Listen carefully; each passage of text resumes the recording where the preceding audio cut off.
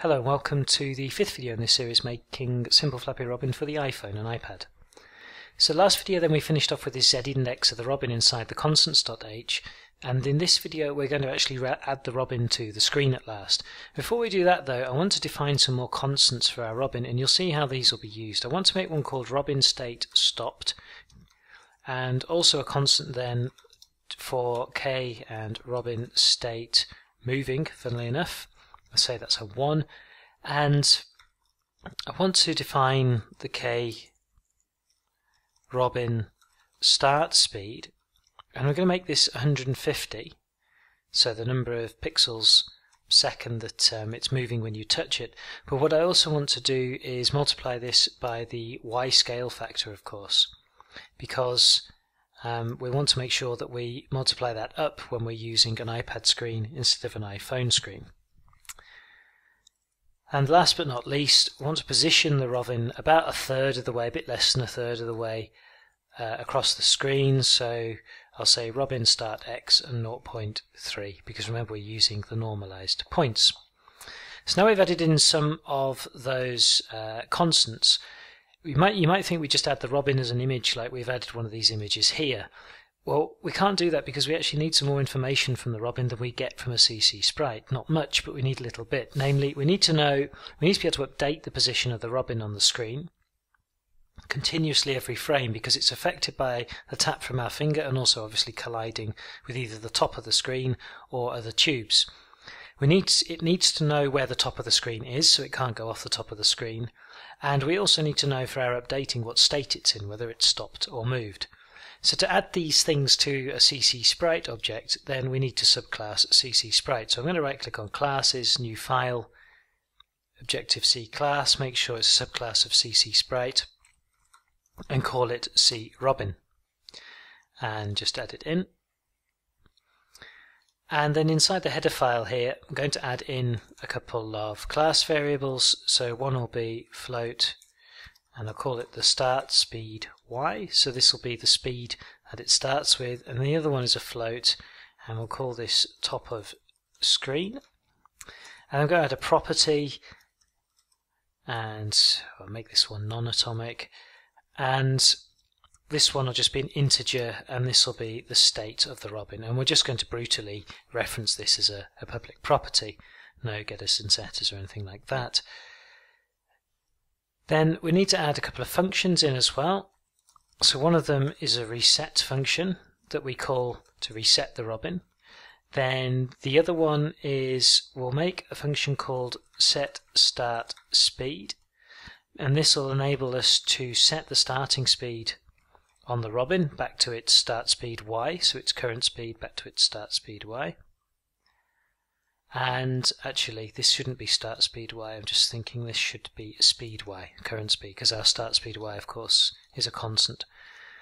What else do we need? We need then initialize, where we'll take in a float, which will actually be for now the top of the screen. I'll just call that TOS, and we need of course our update robin function that will happen every animation frame with the delta time, which we'll use to calculate the new position based on the gravity and the current speed of the robin, but that'll come in a later video. So now that we've got those functions in, we can write some of the code in some of these functions already, apart from the update, which, like I said, we'll deal with much later when we're writing the actual game logic. For now I just want to get the robin on the screen. So I'll just drop this in here, like so. I was going to hit build now because I saw a red exclamation mark, but everything's okay, it's building. So for initialization, first of all, we can say the top of the screen equals TOS. And if you're wondering why we need to know where the top of the screen is, well, we need to stop the robin going off the top of the screen, because otherwise, from experience speaking here, you can cheat by hammering the screen and making the robin go very high and actually go over the top of the tubes. Set start speed is basically resetting the current speed equal to the robin start speed, and in fact I'm just going to import in here the constant so we have access to the robin start speed, and I'm also going to import the game manager here as well. So this will be the k robin start speed, like so. The reason I've imported Game Manager is because we scale this, of course, according to Y, which uses then the Y scale variable of the Game Manager object. So that's that done. When we reset the Robin, we set the Robin state then equal to, that should be with a small s. We set the Robin state, then we don't set the Robin state because it's giving me, why is it giving me a red? I've forgotten to, it's a property, sorry. Going slightly crazy. Right, so self.state, we set then the Robin state equal to, and k, and Robin state stopped. And the other thing we want to do then is actually just call self and set start speed as well, so that when the Robin has been reset, its speed is reset also. So for now that's all we need to do in our Robin, and the only other part of logic we need is inside update Robin here, which we'll do later in the game when we come to updating the animation of the Robin when the screen is tapped. So I've added inside the resources for Robin files here for the iPad and for the iPhone in HD and non-HD format. I can't remember whether I've already mentioned that at the start of the video or not. They'll be available for download, so you can drag and drop them in as resources. And now we can go into the intro scene.m. We're going to actually inside the m file here declare our Robin. So here I just want to import and the C Robin header file, and here now we can make our class variable of our Robin like so, and all that's needed to do is initialize a Robin as a normal sprite and add it to the screen.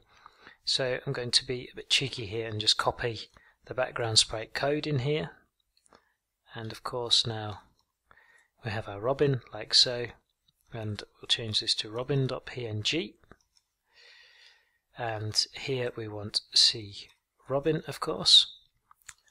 And now the position type is normalized. The position itself now uses the k Robin start x to set it 0.3 across the screen, a bit less than a third. And the scaling of the Robin we don't actually need anymore because the images are already scaled appropriately depending on which device we're using. And then here we just need to add it and set a k z index and then Robin to add the Robin. So I'll just build that now. And now, first of all, I'll just run this on the iPad and see how it looks. And there you can see we have our Robin in the middle of the screen. And now let's just run this on the iPhone 4 Retina, iPhone 5 Retina indeed, and see if the Robin looks sort of similarly proportioned. And there's the Robin on the screen for the iPhone 5, and I won't bother with the iPhone 4, but I'll tell you what, let's just go to the iPhone with non-retina, which appears very small. I'll just change the scale up to 100, and there you can see also the Robin seems all okay on the non-retina device. Okay then, so that's it for this video. We've managed to add the Robin class in and add the Robin as a sprite onto the screen, and in the next video we can start looking maybe at touching the screen and making the Robin bounce. So thanks very much for watching, and comments, questions, criticisms welcome as always on YouTube.